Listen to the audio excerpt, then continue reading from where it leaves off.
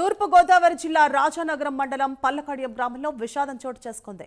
Tea పొడి అనుకొని పొరపాటున పురుగుల మందు గుళికలు కలిపిన టీ తాగి వృద్ధ దంపతులు వెలుచూరి గోవింద్, అప్పాయమ్మ ప్రాణాలు కోల్పోయారు. అప్పాయమ్మకు కంటి చూపు తక్కువగా ఉండడంతో పురుగుల మందుని టీ పొడిగా భావించి టీ పెట్టుకుని తాగారు.